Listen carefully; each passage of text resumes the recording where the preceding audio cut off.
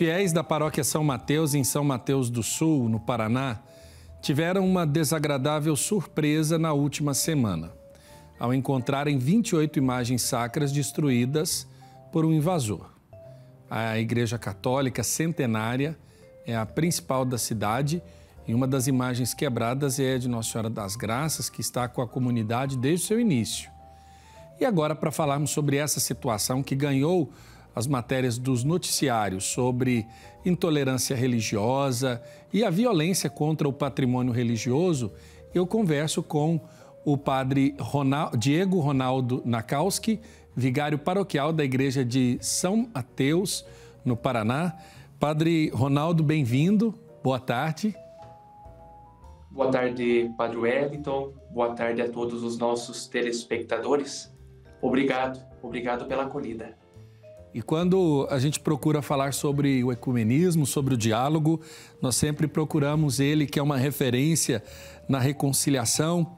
Cônego José Bison, um amigo muito querido, diretor da Casa de Reconciliação e pároco da paróquia São Pedro Apóstolo, da Arquidiocese de São Paulo. Cônego José Bison, que alegria falar com o senhor. Bem-vindo mais uma vez. Muito obrigado. Obrigado pelo convite. Bom, alegria estar com vocês sempre. Alegria nossa. Eu começo perguntando para o padre Diego sobre essa situação. Queria que o senhor descrevesse o que aconteceu aí na paróquia em São Mateus, né? Para que a gente pudesse entender melhor diante daquilo que foi falado e diante daquilo que foi constituído também para pegar, digamos, um gancho junto à campanha eleitoral, já que a gente sabe que os ânimos estão aflorados, está muito polarizado e acaba que uma situação criminosa como essa que aconteceu na paróquia se tornou também um elemento que foi envolvido nesse meio de discussão, não é mesmo, Padre? Padre Ronaldo. Isso mesmo, Padre Wellington. Esse fato muito desagradável aconteceu na última segunda, dia 10, onde estávamos iniciando uma semana muito tranquila junto à comunidade, estávamos nos preparando para a festa de Nossa Senhora Aparecida. E por volta do meio-dia da segunda-feira, fomos avisados que a nossa igreja matriz, São Mateus, tinha sido atacada, tinha sido vítima de vandalismo. Ao chegarmos junto à igreja, encontramos todas as imagens da igreja quebradas.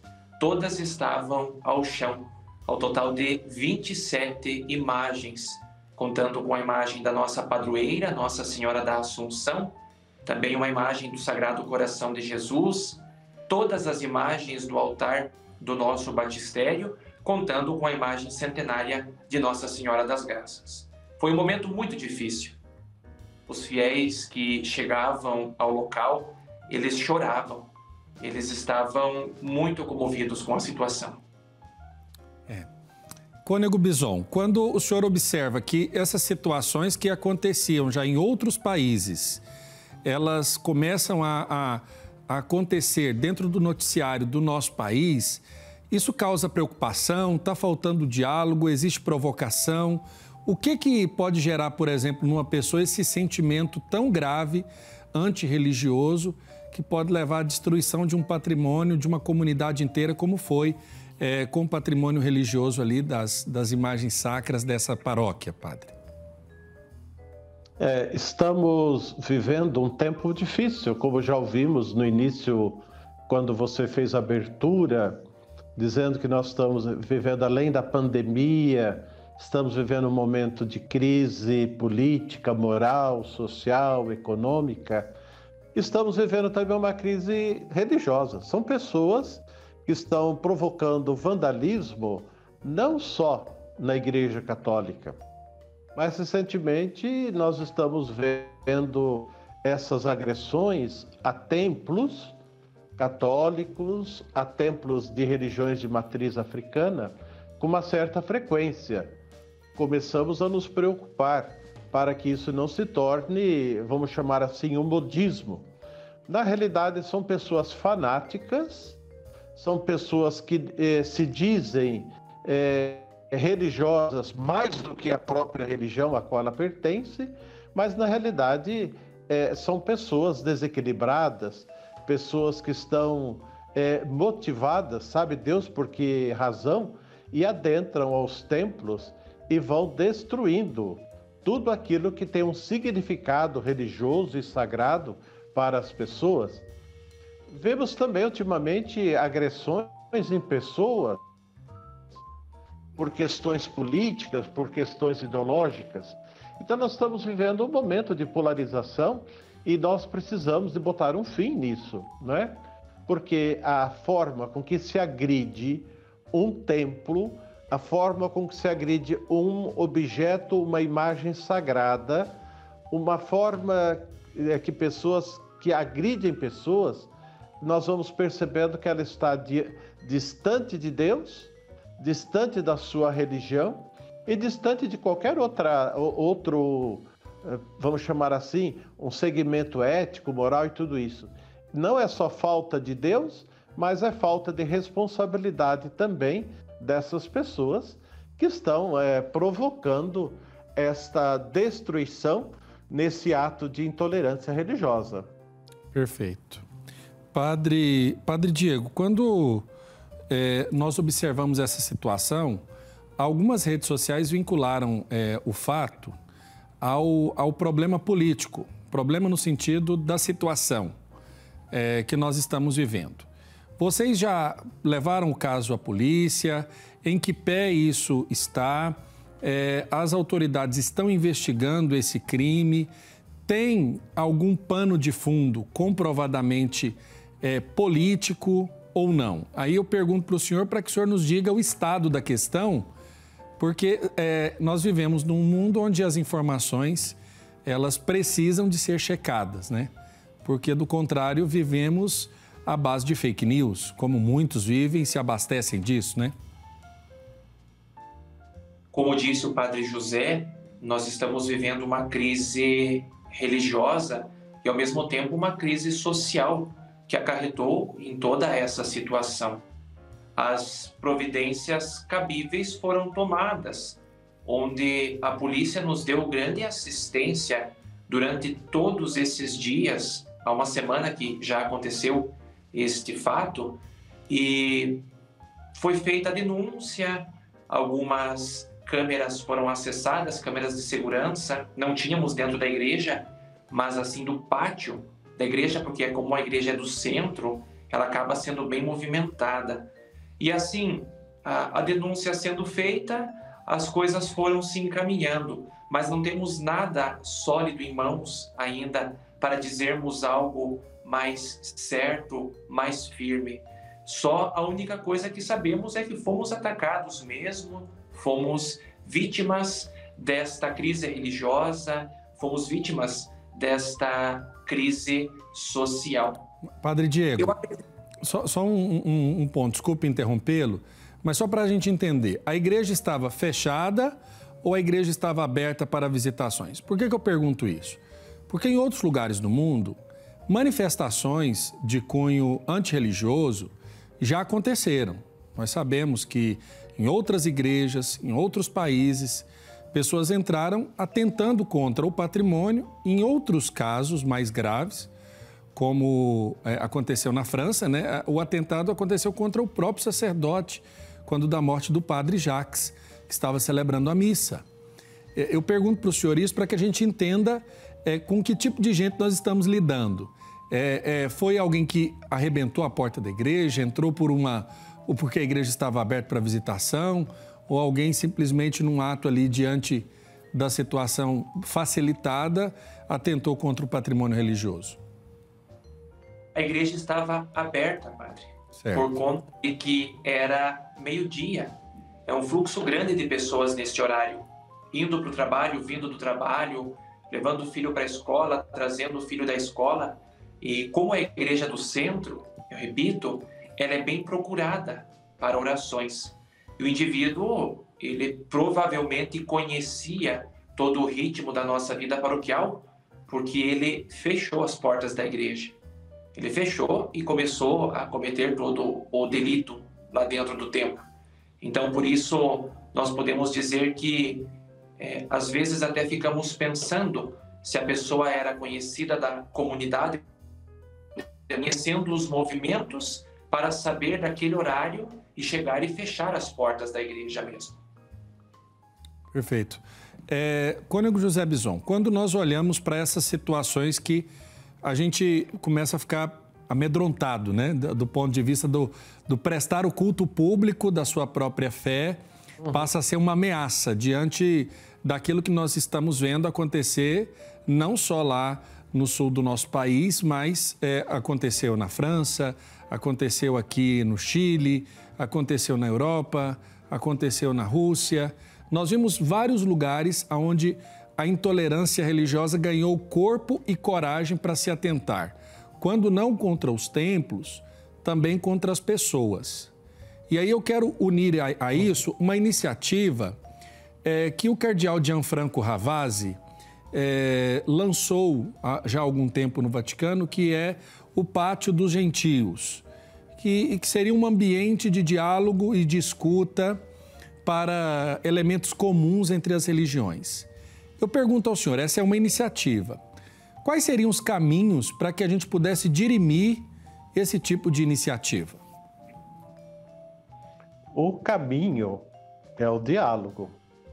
O caminho também deve ser para as pessoas que cometem esses delitos, vamos chamar assim, como nos disse o padre Diego, tem que ser também com a punição da justiça, não é? E a Igreja do Brasil, através da Conferência Nacional dos Bispos do Brasil, tem os seus instrumentos de diálogo com vários segmentos.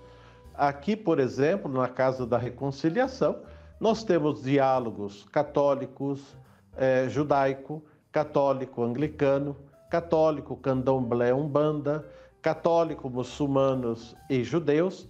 Então a gente e temos outros também no sul, tem o católico luterano, tinha ou tem, não sei, não me lembro agora exato, porque é fora de São Paulo, o diálogo católico presbiteriano. Então são várias iniciativas, vários encontros de formação, de organização, de atividades. Tem aquele grupo também católico pentecostal, o chamado Em Cristo. Então a Igreja Católica tem se movimentado para criar mecanismos, meios de diálogo para aproximação e para compreensão. Mas, infelizmente, Padre Wellington e Padre Diego, as pessoas que cometem esses delitos, né, elas não estão a fim de dialogar, elas querem ir exatamente para a agressão ou física ou agressão aos templos, né? Então é uma forma também que a gente começa a nos preocupar, porque isso começa a aumentar. Alguns anos atrás, os senhores se lembram, aquela menina que no Rio foi apedrejada porque ela estava vestida com a roupa da sua tradição religiosa. Isso foi há alguns anos. E depois disso, quantos templos, quantas igrejas, quantas pessoas já foram agredidas por questões de fé. Então, de fato, é uma intolerância, é um fundamentalismo religioso que quem tem que nos ajudar isso é a sociedade organizada, né? O Estado tem que ajudar. Nós estamos, sim, vivendo num país laico, mas o Estado tem que agora começar a atender a promoção e a defesa da fé de cada tradição religiosa, porque senão nós vamos por um caminho que não vai ter retorno. E Padre Bison, a nossa legislação do Brasil, o país é laico, mas garante a liberdade de culto e também de proteção aos espaços religiosos, não é mesmo? Exatamente, é isso que nos reza a Constituição. Somos laicos. Nós não estamos num país teocrático, estamos num país laico, mas a Constituição garante e defende a fé de cada cidadão e de cada cidadã. Mas me parece que isso está cada vez ficando mais distante de alguns segmentos ideológicos, de alguns segmentos religiosos, e que vem para a agressão, né? Por isso que o Estado, então, tem que nos garantir a liberdade de culto e a liberdade de expressão, e não violência. Isso não é expressão, não é, como a gente diria dizer assim, forma de se expressar para manifestar a sua tradição religiosa. Isso é agressão, isso não é ético, isso é imoral e isso não tem nenhum cunho religioso, pelo contrário. Padre Diego, agora eu pergunto para o senhor, qual a destinação foi dada a essas imagens que foram quebradas? Eu pergunto por quê. Quando nós falamos de patrimônio, uma imagem que às vezes é centenária, dentro da perspectiva do patrimônio histórico, ela pode ser restaurada, como aconteceu, né, no atentado da década de 70 contra a imagem de Nossa Senhora Aparecida, que ela foi reduzida a quase uma centena ali de pedaços, né? Quase uma centena de partes daquela imagem, quando ela foi levada lá no MASP para que a Maria Helena Chartuni pudesse, então, reconstituir aquele símbolo religioso. E aí, dentre as imagens que foram destruídas em São Mateus, vocês tiveram também destruída a imagem de Nossa Senhora das Graças. Parece que é uma imagem que está desde o início da comunidade. Qual que é a destinação final que vocês deram a essas imagens? Elas foram levadas para a restauração ou o que foi feito com isso? Então, Padre Wellington, Padre Bison, nós primeiro, depois de todo o ocorrido, após comunicar o bispo, após a nota do bispo diocesano, foi marcada a missa de desagravo pelos delitos cometidos junto à comunidade, isso na terça-feira, no dia seguinte, e na quarta nós nos reunimos com a comunidade para fazermos a seleção das imagens, por conta de que, levando sempre em conta o valor histórico e o valor sentimental. Um exemplo que dou, a imagem da nossa copadroeira, Nossa Senhora da Assunção, é uma imagem recente, uma imagem que está junto à nossa comunidade há 4 anos. E essa imagem de Nossa Senhora das Graças é uma imagem centenária junto à comunidade desde o início, desde a primeira capela da primeira igreja. Após a gente ter essa reunião com alguns membros da comunidade, a gente foi selecionando e vendo a qual imagem deu perda total e a qual imagem poderia seguir para a restauração. Nós tínhamos um agravante junto à restauração por conta do preço e por conta do tempo. Não podemos deixar os nossos altares vazios. Então, a gente, conforme foi selecionando, fomos dando o destino, que é terminar a quebra dessas imagens e fazer o sepultamento delas. Isso foi o que o próprio bispo diocesano nos indicou, fazer o sepultamento das imagens, levando em consideração que são imagens sacras. E as que nós julgamos que sejam restauradas e até mesmo reconstituídas, algumas por conta do dano, elas foram guardadas no local aqui da nossa igreja matriz e estamos entrando em contato e fazendo também uma seleção dos restauradores, que de todo o Brasil estão nos procurando e oferecendo ajuda para fazer a restauração das imagens que restaram. Interessante. Padre Bison, queria perguntar para o senhor sobre a questão do simbolismo religioso. O que significa a imagem, por assim dizer, enquanto representação deste ou daquele santo, de Nossa Senhora, de Jesus, etc., para o imaginário religioso católico? E aí eu pergunto para o senhor porque há pessoas que têm um super valor para com a imagem e há pessoas que entendem o valor real que ela tem dentro da perspectiva da fé. Eu queria que o senhor falasse um pouco sobre essa realidade do símbolo. O símbolo que tem, o valor simbólico que tem a imagem para nós católicos romanos. Cada vez que uma imagem é atingida, vamos chamar assim, agredida, também as pessoas estão sendo agredidas também no seu interior, no seu íntimo, na sua fé. Porque lembram quando houve aquele chute da Santa? Você bem lembrou, Wellington, quando a imagem de Nossa Senhora da Conceição de Aparecida no Santuário Nacional também foi agredida, vamos chamar assim. Então, as pessoas se sentem feridas porque elas se identificam naquilo que a imagem representa. Então, o que está por trás é, por exemplo, quando a imagem de Nossa Senhora Aparecida foi agredida, quando a imagem de Nossa Senhora das Graças, daí da paróquia São Mateus do Sul, ela é agredida, as pessoas também se sentem agredidas, porque o que vai dizer para as pessoas não é aquela imagem em si que está ali, mas é o que de fato ela significa, o que de fato ela diz para aquelas pessoas, porque as pessoas entendem que quem está sendo agredido é aquela que está sendo representada naquela imagem.